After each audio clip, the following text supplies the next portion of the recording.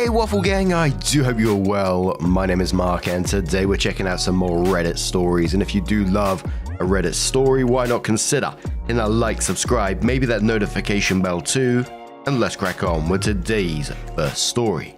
Much love guys. Now, today's first story comes from Final Hurry 8081 from the Am I the Arsehole Here subreddit, and it says, am I the arsehole for not acknowledging my girlfriend's equity in the house we live in?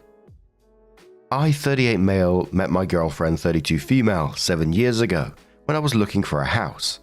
At the time, she was working for a guy who did custom carpentry, and we were introduced by a mutual acquaintance who I told I wanted to redo the kitchen in the house. She and her boss did some work for my kitchen renovation. We remained in touch, and about 5 years ago, we started dating. About 3 years ago, she moved in. We maintained separate finances at my insistence. I have 2 kids. I pay 100% of the mortgage, homeowner's insurance, HOA fees, and any maintenance costs that arise. We split groceries and utilities historically.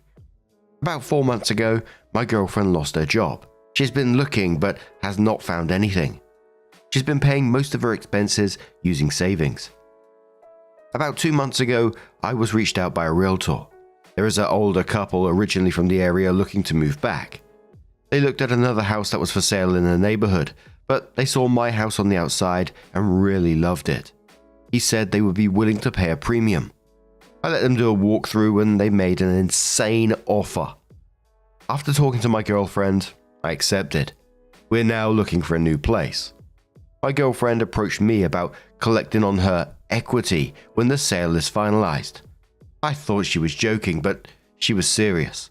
I maintain she does not have equity in the house. She thinks she does because of what she did in the kitchen during the renovation and helping maintain the house. She was paid for her renovation work. It was before we were dating. The maintenance she does on the house is cleaning and occasionally unclogging a toilet or changing the smoke alarm batteries. I do not think that is grounds for equity in the house. Am I the arsehole? No joke, my mind is so warped that when OP said, she does cleaning and occasionally unclogging a toilet, my mind immediately went to poo knife. Now, absolutely not the arsehole in this situation, but it made me think about how long she's been thinking about that. Is it only since she lost her job? Was it before that? Or is it when she saw how much that you'd be getting? You said it was a large amount. And then suddenly cash symbols appeared in her eyes. But whole competition says, not the arsehole. I'm a woman in my 30s and this is insane.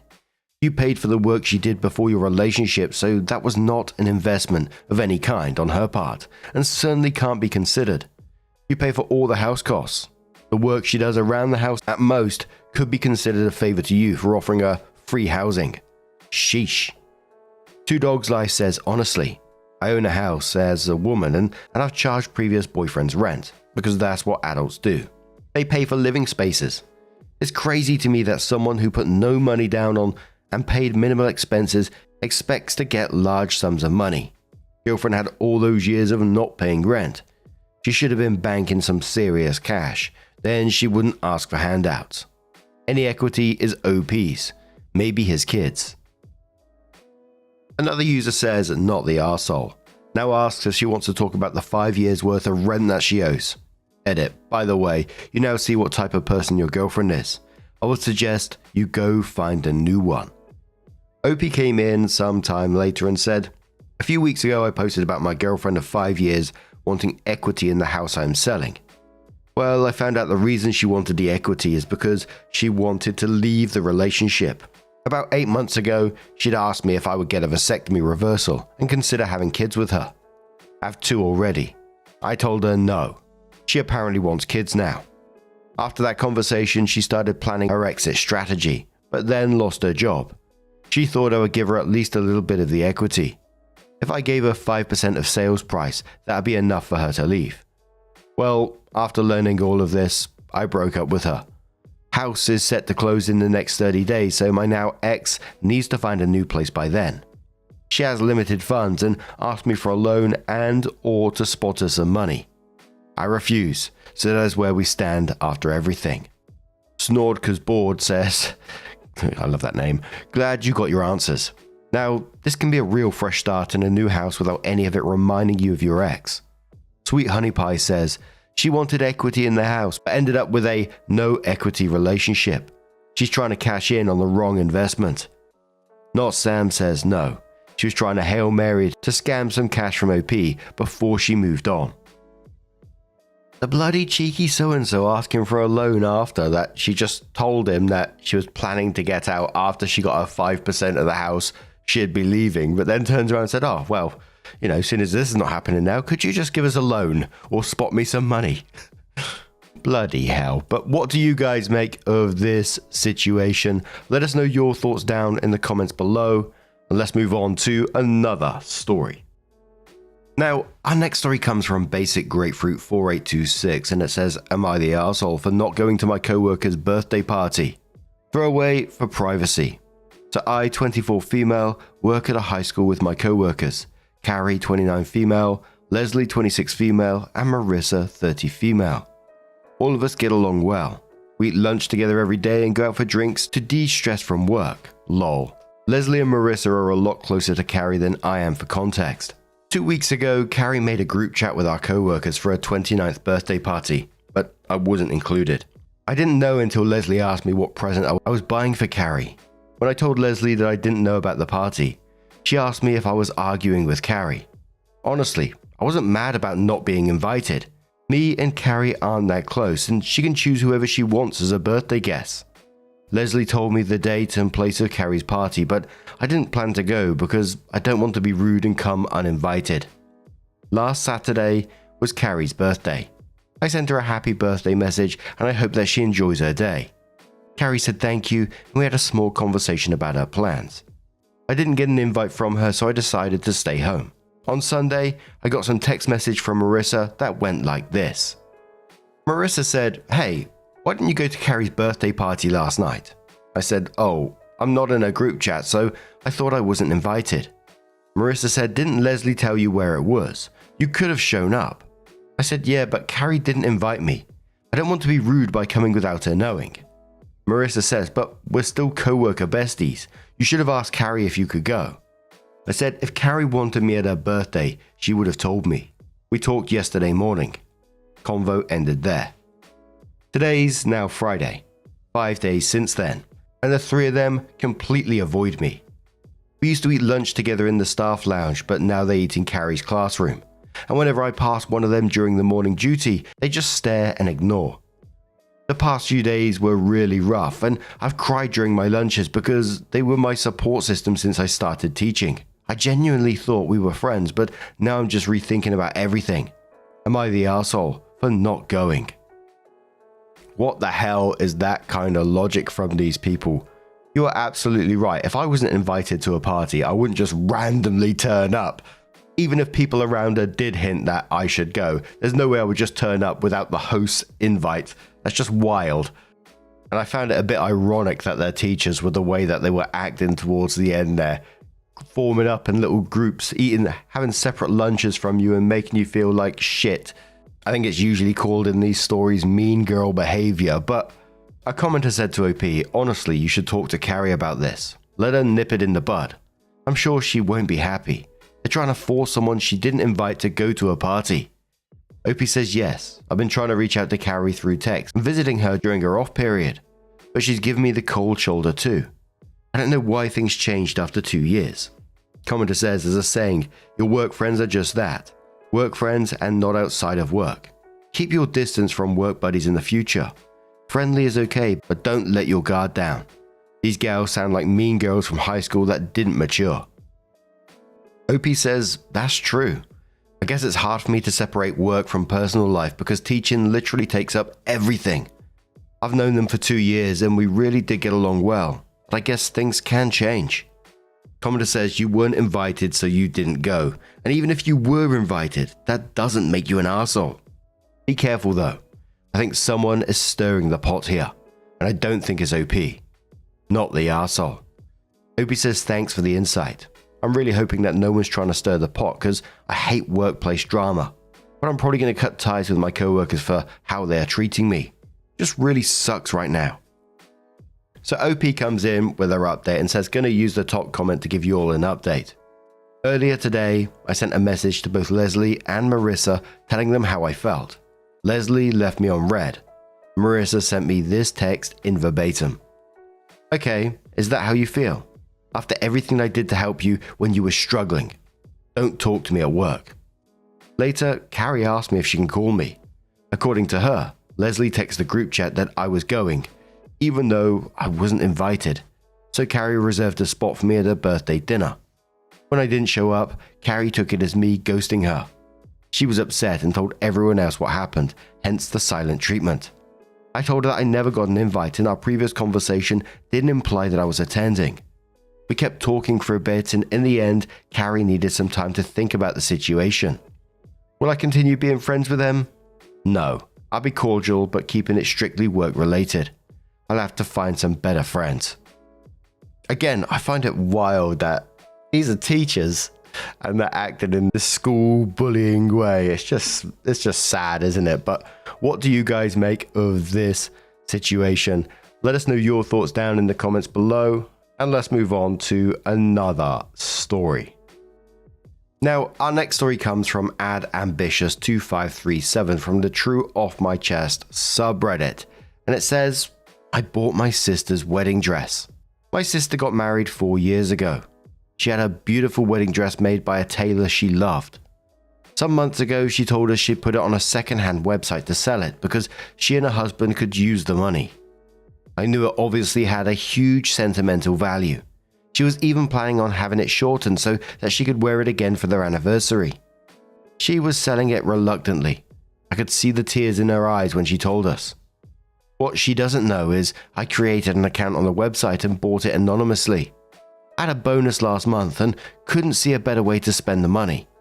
I plan on taking it to a tailor who made the dress, order the changes she wanted. Thankfully, we're the same size and I wanted to gift it back to her for their anniversary in a few months.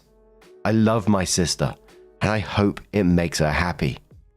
Edit to add, some people are suggesting I don't make any changes to the dress. Thank you for your concern. However, my sister was in the process of having it shortened with her tailor anyway. But my brother-in-law had to stop working for a few months due to his health and money started getting a bit tight. That's why she had to sell it. She could no longer keep it and absolutely not pay for the changes. I've arranged with her tailor to resume the project, as per my sister's wishes, before she had to sell the dress. A commenter says, save the fabric that you're cutting off. Opie says, of course, I was planning on crafting a bag or another accessory to go with it. I haven't decided yet. Commenter 2 says, won't she notice the shipping addresses to you, spoiling the surprise? Opie says, I had it sent to a friend's location. Another commenter says, you're a good sibling. Another says, so very sweet. You're lucky to have each other. And I think the comments pretty much just said it all there, but OP came in with her update 4 months later and says, first of all, I wanted to thank everyone who commented. Your kind words really warmed my heart. Many of you asked for an update, so here it is. English is not my first language, so bear with me. A few weeks ago, we celebrated my sister's and brother-in-law's 4-year anniversary, but also the birthday of my nephew, who is now 1 year old. So the tailor did a wonderful job with my sister's wedding dress. Once the finishing touches were added, I put it in a beautiful box with a ribbon. The day before the celebration, I gifted it to her as an early anniversary present. She was surprised that I wouldn't wait till the next day. When she opened it, it started me off already. Bloody onion ninjas! Oh my god, I can't describe the face that she made. She recognized it instantly since we shortened it but left it otherwise unchanged. She had tears in her eyes as she unwrapped the paper. When she fully took it out of the box, she gasped when she realized it was shorter. Told me it was her dream to have it shortened. I said it was all thanks to her tailor. I explained to her that I had bought the dress with an account that had one of my friends' names, and then sent it to their place so she wouldn't suspect a thing. I could tell she felt torn between wanting to say it was too much of a present and just being grateful she got to keep her wedding dress. She hugged me and we cried a bit together. She really loved the changes and the dress fits like a glove. I put a picture of her in her dress in the comments. Some context on the picture. Where I live, there's a tradition. At your wedding, your guests put things in a box. Bottles of wine, photos, memories, and the bride and groom bury the box in their garden. The box is excavated when their first child is born. So that's what they did. That's what they're doing in the picture. I thought it was fun to include. P.S. as someone suggested, I kept some of the fabric from my sister's dress to make a christening blanket for my nephew. We kept the rest and I'll craft my sister an accessory of her choosing. She hasn't decided yet. So that's it, folks. Thank you again for your kindness, and I wish you all the best. And then OP shared the picture of sister in her wedding dress, and it looks like husband, and they're digging up that box, which sounds like a lovely tradition in itself. But what an absolutely lovely thing to do, and such a refreshing change from what we see in these stories. You initially see the title saying, I bought my sister's wedding dress, and you think, oh shit, here we go.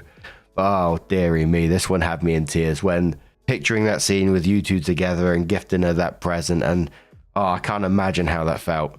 But what do you guys make of this situation? Let us know your thoughts down in the comments below, and let's move on to another story. Now, our next story comes from the Am I the Arsehole subreddit from Helpful Force 5711. And it said, am I the arsehole for calling ski patrol on a guy after he hit my son with his skis? My son, 11 male and I 44 male, recently booked a trip to go skiing in Colorado. It was my son's first time skiing, but he had seen a lot of skiing videos on YouTube and seemed really excited for the trip. We also live in Florida, so this is not the trip you can just go and do whenever you like.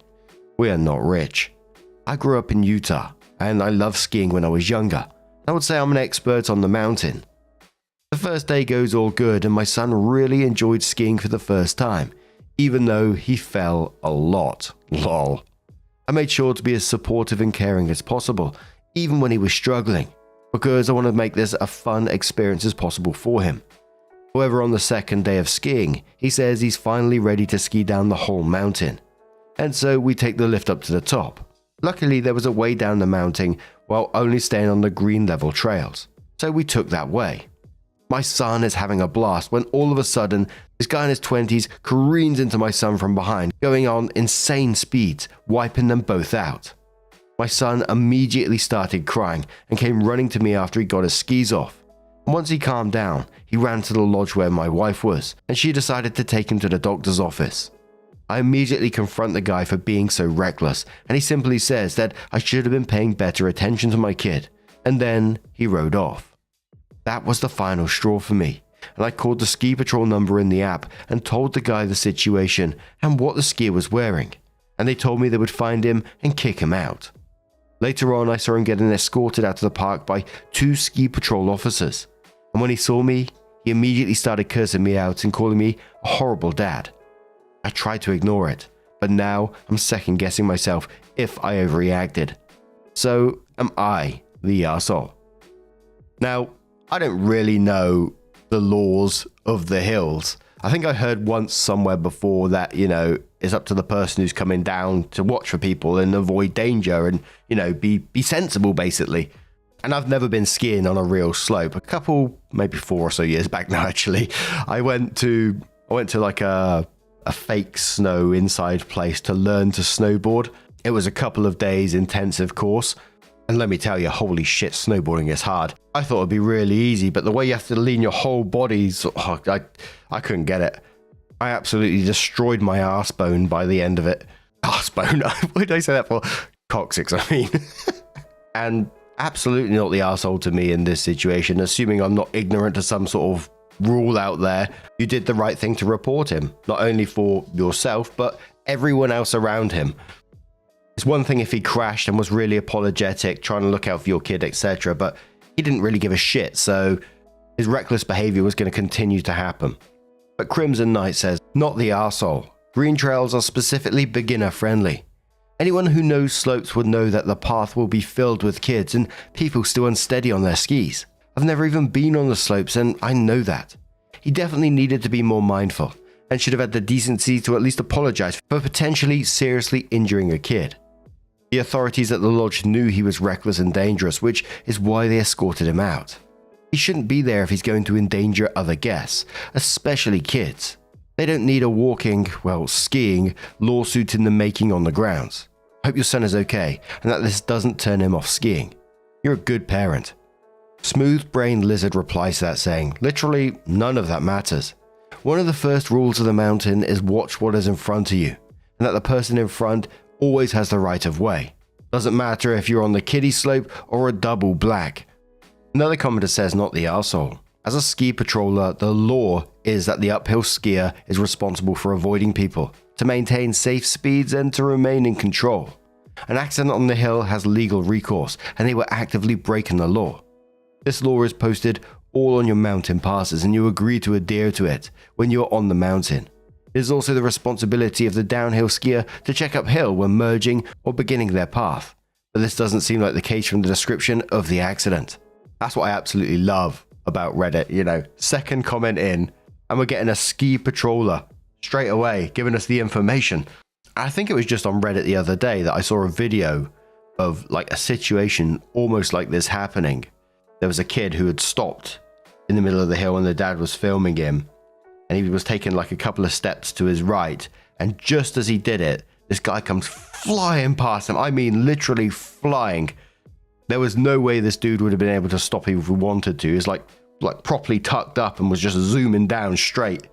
And as he went past, I think he caught like the kid's fingers or something, and the kid was crying. It's just like, that's wild.